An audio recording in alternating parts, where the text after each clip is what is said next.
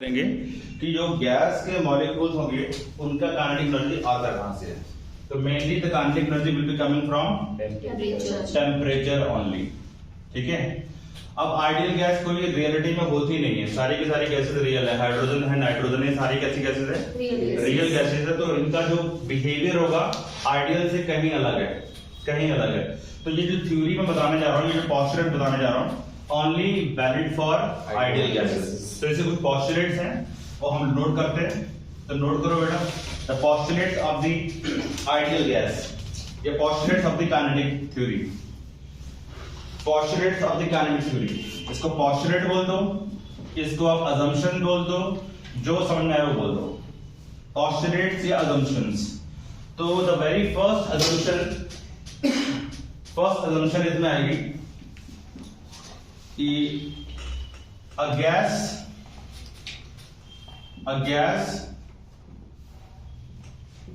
consists of large number of identical molecules। ठीक है, gas consist of large number of identical molecules.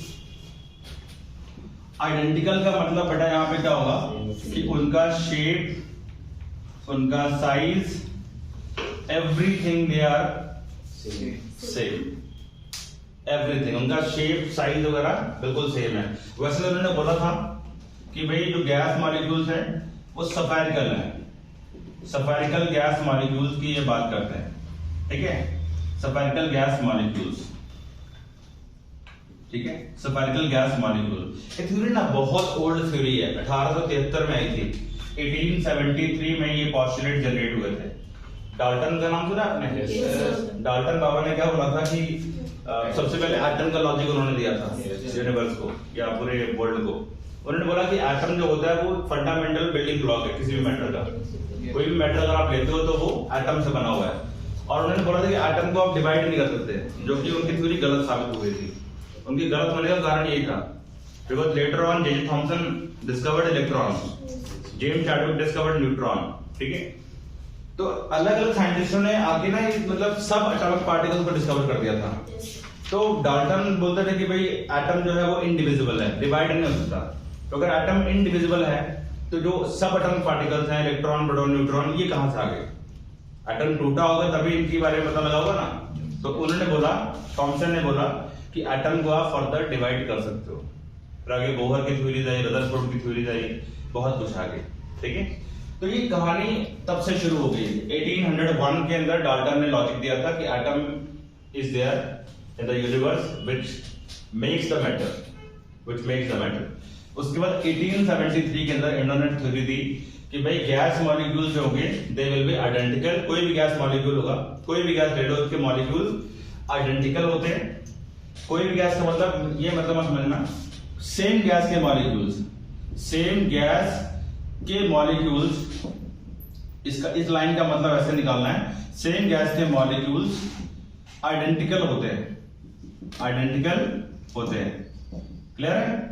Same gas के जो molecules होंगे they will be identical. मतलब hydrogen gas Nikam है तो हाइड्रोजन गैस के सारे मॉलिक्यूल्स आइडेंटिकल हैं। नाइट्रोजन गैस लूंगा तो उसके नाइट्रोजन के मॉलिक्यूल सारे आइडेंटिकल हैं। इसका मतलब ये मत निकालना कि हाइड्रोजन गैस के मॉलिक्यूल नाइट्रोजन गैस के मॉलिक्यूल से रिजेंबल करेंगे, इसका ये मतलब नहीं होना चाहिए। सेम गैस के मॉलिक्यूल्स आइडेंटिकल होते हैं, इस बात का मतलब ये। क्लियर? क्लियर? सेम गैस के मॉलिक्यूल, कोई भी गैस आप सेम लेते हो, मतलब सेम गैस लेते हो। सर आइसोटोप्स की भी बात कर सकते हैं? नहीं, आइसोटोप तो यार अलग थ्योरी होगी, मतलब उसमें नहीं आइसोटोप की बात यहाँ पे नहीं करनी। आइसोटोप क्या होता है? जिनका वो हाइड्रोजन के आइसोटोप होता है ना, प्लूटोनियम, ड्यूटेरियम, ट्रिटियम, ठीक है, वो तो अलग थ्योरी है। Same atomic number and mass number उनका डिफरेंट, वो अलग चीज है, वो तो सिंगल पार्टिकल की बात कर रहे हैं। यहाँ तो हम गैस की बात कर रहे हैं, गैस की बात कर रहे हैं। गैस के अंदर एक पार्टिकल नहीं है, मिलियन ट्रिलियन मॉलिक्यूल्स होंगे। उन सभी मॉलिक्यूल्स का मोशन कैसा होगा, उन सभी मॉलिक्यूल्स का मोशन कैसा होगा, वो देखना है इस थ्योरी के अंदर। क्लियर है? इस थ्योरी का जो मेन टॉपिक है ना, वो आता है pressure due to the ideal gas, main topic. फिर निकालते हैं average kinetic energy per mole and पर मॉलिक्यूल, और फिर लास्ट में आगे आता है डिग्री ऑफ फ्रीडम, कि मॉलिक्यूल को कितना फ्री है चलने के लिए। वो ये तीन इसके मतलब ये चैप्टर इसी के अराउंड घूमता है। पहला pressure due to the ideal gas, number 1, number 2 degree of freedom, and then kinetic energy per mole या पर मॉलिक्यूल। वैसे पर मोल पर मॉलिक्यूल काइनेटिक एनर्जी अलग अलग आती हैं, वो आगे चल के हम देखेंगे। तो अभी तक खैर इसके पोस्टुलेट्स वगैरह हैं, वो नोट कर लो। सेकंड पोस्टुलेट आ गया बच्चे इसका कि the molecules, very very important postulate, the molecules are in constant random motion in all directions. Molecules are in constant random motion in all directions, and their path is straight line. And their path is straight line. ठीक है? And their path is straight line. Their path is straight line. Clear है? Molecules are in constant random motion. मतलब मान लो मैं एक डिब्बा ले लेता हूँ और डिब्बे में मैंने कोई गैस बंद कर दी और ये गैस के मॉलिक्यूल्स हैं इस तरह से, ये गैस के मॉलिक्यूल्स हैं। इस मॉलिक्यूल का मोशन इधर v1 है, इसका मोशन इस तरह पे v2, इसका मोशन इस तरह पे v3, इसका मोशन इस तरह पे v4, इसका मोशन इस तरह पे v5। इस तरह से इनकी वेलोसिटी जो है ना वो रैंडमली ओरिएंटेड है, किसी की डायरेक्शन फिक्स नहीं। कभी देखना ना यार तुम, जब कभी ना कमरे में धूप आती है ना, रोशनी आती है, तो वो जो लाइट का पाथ विजिबल होता है, जिसको आप टिंडल इफेक्ट बोलते थे 10th क्लास के अंदर, उस पाथ के अंदर या उस बीम के अंदर देखना कितने मॉलिक्यूल्स होते हैं, गैस के पार्टिकल्स होते हैं। They are moving randomly, zigzag motion है, टेढ़े मेढ़े जैसे भी उनको मिल रहा है वो मूव कर रहे हैं, कोई फिक्स डायरेक्शन ऑफ मोशन नहीं है। ऐसे कोई भी गैस मॉलिक्यूल लोगे या कोई भी गैस लोगे तो उनके मॉलिक्यूल का मोशन रैंडमाइज्ड है, फिक्स नहीं है कि सारे मॉलिक्यूल एक ही तरफ जाएंगे। जैसे स्ट्रीमलाइन में था, स्ट्रीमलाइन में क्या था कि एक पॉइंट जो होता है ना, उस पॉइंट पे सारे पार्टिकल एक ही डायरेक्शन में निकलते हैं, स्ट्रीमलाइन जो था वो। ये स्ट्रीमलाइन नहीं है, रैंडमाइज्ड है, टर्बुलेंट है, इसका ऐसा बोल दो। There is lot of turbulence. अगर मैं इस कमरे के अंदर जो गैस है, ऑक्सीजन गैस है, ये कार्बन डाइऑक्साइड है, कुछ भी कोई भी गैस है, उसके मॉलिक्यूल्स की बात करूं तो वो रैंडमाइज्ड है, फिक्स स्ट्रीमलाइन नहीं है। बट हाँ, अगर मैं यहाँ पे क्या बोलते हो, एक ऐसा चैनल क्रिएट करूं, एक पाइप यहाँ पे बंद कर दूं और उस पाइप के अंदर सारे के सारे गैस मॉलिक्यूल्स को मैं एक वेलोसिटी दे दूं, फिर वो स्ट्रीमलाइन हो जाएगा। यानी पाइप लगा के सारे गैस की डायरेक्शन एक तरफ कर दी तो वो स्ट्रीमलाइन हो जाएगा, एक ही डायरेक्शन में फ्लो करेगा। बट अगर गैस पूरे एरिया के अंदर है तो उनका पार्टिकल का मोशन रैंडमाइज्ड है। तीसरा पॉइंट लिखो,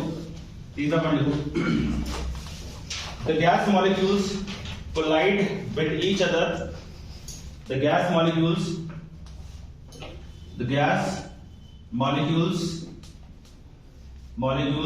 collides with each other and collide with the walls of container causing pressure on the wall.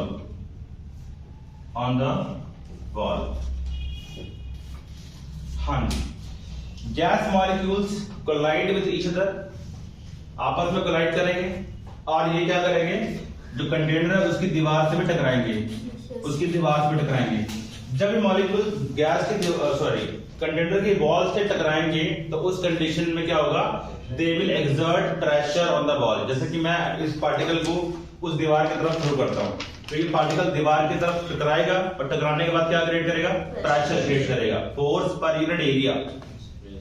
ये लड़ेगा इसकी तरफ जाके, यहाँ पे लड़ेगा, ठीक है, इस एरिया के ऊपर इसका इंपैक्ट पड़ा, यानी फोर्स लगी, तो क्या क्रिएट करेगा, वहां पे प्रेशर बनाएगा। यानी pressure of the gas is because of the collision of the gas molecule with the container walls। तीसरा पॉइंट हो गया। चौथा point, the collisions are perfectly elastic in nature। The collisions The collisions are perfectly, very important point, perfectly elastic in nature. In nature, perfectly elastic है. अच्छा, elastic collision क्या होती है? जिसमें ना तो कोई मोमेंटम का लॉस होता है ना तो कोई, यानी कि काइनेटिक एनर्जी प्लस मोमेंटम दोनों के दोनों कंजर्व रहते हैं. दोनों के दोनों कंजर्व रहते हैं, यानी काइनेटिक एनर्जी भी कंजर्व और मोमेंटम भी कंजर्व, दोनों के दोनों कंजर्व रहते हैं. ठीक है, kinetic energy conservation as well as momentum conservation. ये चौथा पॉइंट हो गया. पांचवा पॉइंट हो गया, नोट करो.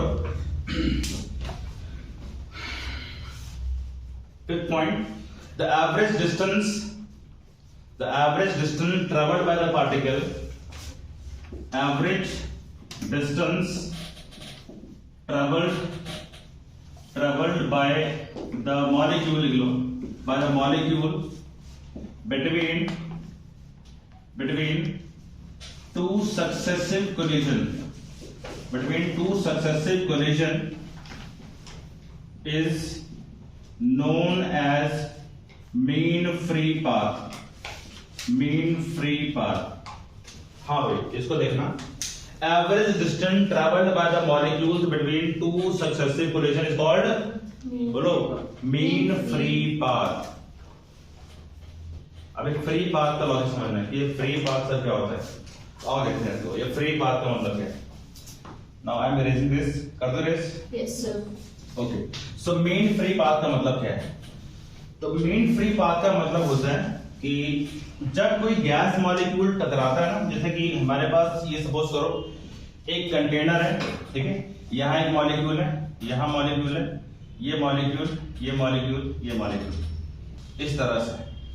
सपोज करो ये मॉलिक्यूल आया, ये सॉरी ये मॉलिक्यूल आया, यहां पे टकराया. ठीक है, यहां टकराया, यहां होगी फर्स्ट कोलिजन. फिर ये मॉलिक्यूल आया, यहां टकराया, ये होगी सेकंड कोलिजन. तो पहली कोलिजन मान लो यहां पे हुई, फर्स्ट कोलिजन ये वाली होगी. मान लो पीछे से कोई मॉलिक्यूल आया होगा, टकराया होगा. पहली कोलिजन यहां पे, सेकंड कोलिजन यहां पे, थर्ड कोलिजन यहां पे. फिर ये मॉलिक्यूल गया इधर, यहां टकराया, ये चौथी कोलिजन यहां पे. अगली बार गया यहां पे टकराया, ये पांचवी कोलिजन यहां पे. तो ये क्या था कि ये दो कोलिजन था ना, दो कोलिजन, एक दो, इनके बीच का जो पाथ है ना, ये जो रास्ता है, ये स्ट्रेट लाइन होगा. पोस्टुलेट नंबर 4 आई थिंक 4 या 3. थर्ड पोस्टुलेट में क्या लिखा मैंने? The path of the molecule is straight line, यानी कि दो कोलिजन के बीच का जो पाथ होगा वो कैसा होगा? Straight line. इसको बोलते हैं फ्री पाथ. क्या बोलते हैं इसको? Free path. यानी कि एक फर्स्ट एंड सेकंड कोलिजन के बीच का जो डिस्टेंस होगा, ये जो रास्ता होगा, उसको हम फ्री पाथ बोल देते हैं. और जब मैं वर्ड बोल रहा हूं बच्चे mean free path, mean free का मतलब हो गया कि एक ये कोलिजन, इनके बीच का पाथ फ्री पाथ है. फिर अगला कोलिजन, यहां का भी फ्री पाथ, ये भी फ्री पाथ, ये भी फ्री पाथ. तो अगर मैं पूरे वॉल्यूम के ऊपर देख लूं तो सारे फ्री पाथ का अगर मैं एवरेज निकाल दूं तो उसको क्या बोलेंगे? मीन फ्री पाथ बोलेंगे. अगर मैं इसको लैम्डा 1 बोल दूं, lambda 1 is the free path between collision 1 and 2. lambda 2 is the free path between 2 and 3. lambda 3 between 3 and 4. lambda 4 between 4 and 5. So these are the free path. lambda 1, lambda 2, lambda 3, these are the free path. These are the free path. तो मैंने लिखवाया भाई कि average distance travelled by the molecule between two successive collision. Successive का मतलब क्या होता है? साथ साथ. जैसे ये वाला कोलिजन और ये वाला कोलिजन, इनके बीच में जो मॉलिक्यूल ट्रैवल करेगा ना डिस्टेंस, उसको हम क्या बोल देते हैं? फ्री पाथ बोल देते हैं. और अगर मैं सारे पार्टिकल्स की बात करूं ओवरऑल पूरी गैस के लिए, मतलब ये मॉलिक्यूल यहाँ पे, ये मॉलिक्यूल आया, यहाँ लड़ा, यहाँ लड़ा, यहाँ लड़ा, हर तरफ वो मॉलिक्यूल लड़ रहा है, तो उस मॉलिक्यूल का एवरेज डिस्टेंस कितना ट्रैवल होगा? ये एक सिंगल मॉलिक्यूल है, ये मॉलिक्यूल क्या यहाँ लड़ा, ठीक है, लैम्डा 1 कवर हुआ यहाँ पे, फिर यही मॉलिक्यूल आगे गया और लड़ा, फिर और लड़ा, ये पूरे वॉल्यूम के साथ टकरा रहा है, ये एक सिंगल मॉलिक्यूल. तो इसका जो अलग अलग कोलिजन में जो डिस्टेंस ट्रैवल हुआ उसको हम क्या बोल रहे हैं? फ्री पाथ बोल रहे हैं. और अगर मैं इसका एवरेज पाथ निकाल दूं तो वो क्या है हमारा? मीन फ्री पाथ है. अगर पार्टिकल n कोलिजन कर रहा है, फॉर n कोलिजन्स मैं इसको निकालने जा रहा हूं, लैम्डा मीन को निकालने जा रहा हूं. कैसे निकालेंगे? Lambda 1 plus lambda 2 plus lambda 3 up to n number of particles के लिए डिवाइड बाय n, इसको बोलते हैं बेटा मीन फ्री पाथ, इसको बोलते हैं mean free path. Okay, this will be called the mean free path.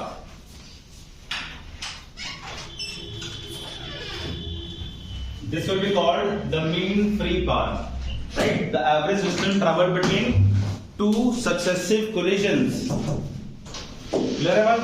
Yes, sir. कितने postulate हो गए? 5 postulate हो गए। Postulate number 6 नोट करो। Postulate number 6. There is no intermolecular force. There is no intermolecular force. There is no intermolecular force of attraction। ठीक है, कोई भी इंटरमोलिकुलर फोर्स पार्टिकल्स के बीच में नहीं होती।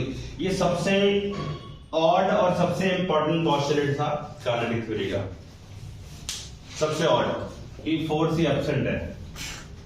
और ये किसके लिए होता है? ओनली फॉर आइडियल गैसेस, इसीलिए थ्योरी आइडियल गैस के लिए ही वैलिड है। Okay, next point, the kinetic energy, ये भी इंपॉर्टेंट क्वेश्चन है। The kinetic energy of a gas is dependent only on its temperature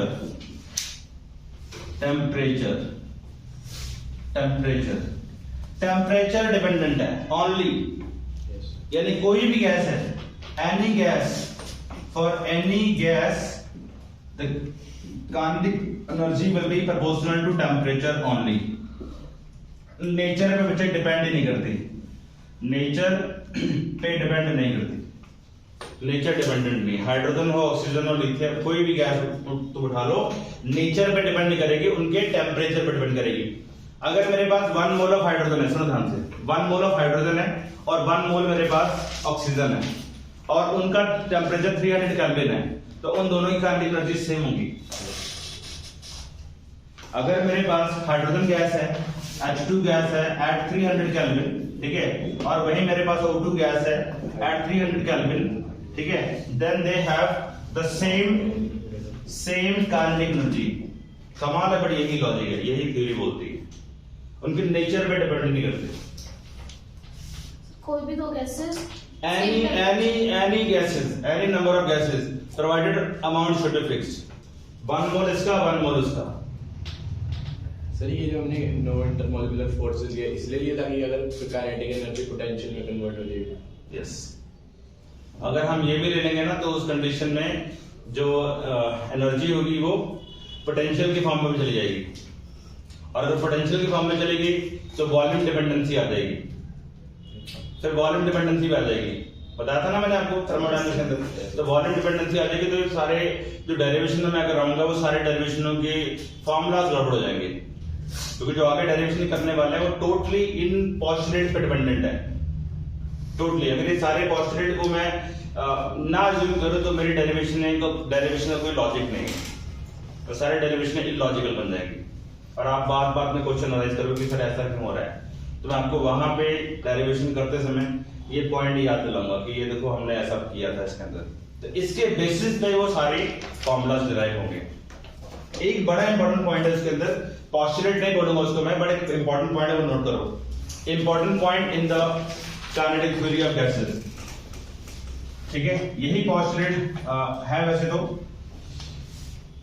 ठीक है, बाकी बुक्स में 9 या 10 पॉइंट लिखे रहते हैं, बट मैंने आपको मेन सारे पोस्टुलेट बता दिए।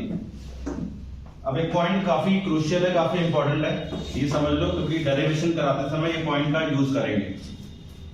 पॉइंट ये है कि अगर मेरे पास में इंपॉर्टेंट फैक्ट, इंपॉर्टेंट पॉइंट, अगर मेरे पास में कोई गैस मॉलिक्यूल है, ठीक है, और ये मॉलिक्यूल जो है अभी एयर में है, एयर में स्पेस में है, और इस मॉलिक्यूल की वेलोसिटी मान लेते हैं कि भाई v1 वेलोसिटी है, v1 वेलोसिटी जब मॉलिक्यूल चल रहा है, v1 है, u1 जो भी मान सकते हो, राइट, तो ये स्पेस में है, ये मॉलिक्यूल का मोशन किस में है? स्पेस में है, तो ये मॉलिक्यूल कितनी तरह से चल सकता है। अगर मॉलिक्यूल यहाँ हवा में स्पेस में है तो स्पेस हमारा क्या होता है? 3D होता है, स्पेस हमारा 3D होता है, यानी इस मॉलिक्यूल के पास में तीन तरह के वेलोसिटी पॉसिबल है। एक वेलोसिटी पॉसिबल है v1x अलोंग x साइड, एक वेलोसिटी पॉसिबल है अलोंग y साइड, और एक वेलोसिटी पॉसिबल है along this is the resultant velocity of the molecule. जो भी गैस मॉलिक्यूल यहाँ पे कंसीडर करेंगे रिजल्टेंट वेलोसिटी है, तो इस रिजल्टेंट वेलोसिटी को मैं ऐसे लिख सकता हूँ v1x vector plus v2x sorry v1y vector plus v1z vector, और इसको ऐसे भी लिख सकते हैं हम लोग v1 is equal to v1x i cap v1y j cap plus v1z k cap. अगर वेक्टर सीखे हैं तो ये चीज कोई दिक्कत वाली चीज नहीं है। ये एक मॉलिक्यूल की यहाँ पे बात हो रही है, this is for one molecule only, so one molecule की वेलोसिटी है। अब मैं यहाँ पे बताने जा रहा हूँ आपको जो काइनेटिक थ्योरी बोलती है कि इस मॉलिक्यूल की जो प्रोबेबिलिटी है x में चलने की और y में चलने की और z में चलने की वो सेम है, यानी इस मॉलिक्यूल की जो वेलोसिटी आने वाली है यानी v1x is equal to v1y is equal to v1z according to kinetic theory, यानी x में इसकी वेलोसिटी और y में जो वेलोसिटी होगी तो z में वेलोसिटी होगी वो इक्वली डिवाइड हो जाती है। इसको बोलते हैं law of equipartition of energy, जो चैप्टर के लास्ट में पढ़ोगे आप। अगर मेरे पास यहाँ पे हवा में कोई मॉलिक्यूल है तो उस मॉलिक्यूल के पास मान लो 90 जूल की एनर्जी है, 90 जूल की काइनेटिक एनर्जी उसके पास, तो ये 90 जूल की काइनेटिक एनर्जी तीनों डायरेक्शन में इक्वली डिवाइड होती है 30 30 30 law of equipartition of energy, chapter के लास्ट में पढ़ेंगे इस चीज को।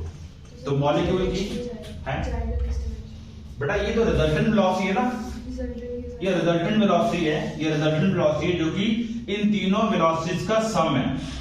रिजल्टेंट ऐसे निकालते हैं ना वेक्टर के अंदर, वेक्टर में रिजल्टेंट कैसे निकाला था हम लोगों ने, a square plus b square plus 2ab cos of theta, ये निकाला था। बट यहाँ पे मैंने क्या बोल दिया x i cap j cap और k कैप, ये तीनों आपस में क्या है म्यूचुअली परपेंडिकुलर, इन cos 90 वाला टर्म 0। तो अगर इस लॉजिक से मैं बात करूं तो v1 की वैल्यू क्या बनेगी, तो magnitude of the resultant vector I mean v1 vector क्या बनेगा बोलो, v1 x square plus v1 y square plus v1 z square plus 2 v1 x v1 y cos 90 फिर 2 v1 y 2 v1 z cos 90, वो तो 0 बनेगा। ये हमारे पास ऐसे होता है ना r vector is equal to xi cap plus yj cap plus zk cap, ये कराया था मैंने। इसका मोड कैसे निकलता था, i का कोएफिशिएंट का स्क्वायर प्लस y का कोएफिशिएंट का सॉरी j का कोएफिशिएंट का स्क्वायर प्लस k का कोएफिशिएंट का स्क्वायर, यही करते थे हम लोग। ओके, अगर ये चीज नहीं आती तो मेरा लेक्चर रिकॉर्डेड है, वो आप दे सकते हो, ठीक है। तो मैंने उसके अंदर एक चीज बता रखी है आपको, तो v1x v1y v1z। अब ये अगर तीनों बराबर है तो उस कंडीशन में v1x का होल स्क्वायर कर सकता हूं मैं ऐसे 3 लगा के, v1x plus v1x plus v1x 3v1x बन गया, ये आ गया v1, ये आ गई v1 की वैल्यू। या इसको ऐसे लिख सकते हो स्क्वायरिंग बोथ साइड करके, v1 square is equal to 3v1 x का square, this is very very important point. और I can write v1x square is equal to v1 square upon 3, ये डेरिवेशन में यूज करूंगा, ठीक है जी। yes. ये आज के लिए इतना सफिशिएंट है, बाकी हम नेक्स्ट टाइम करेंगे।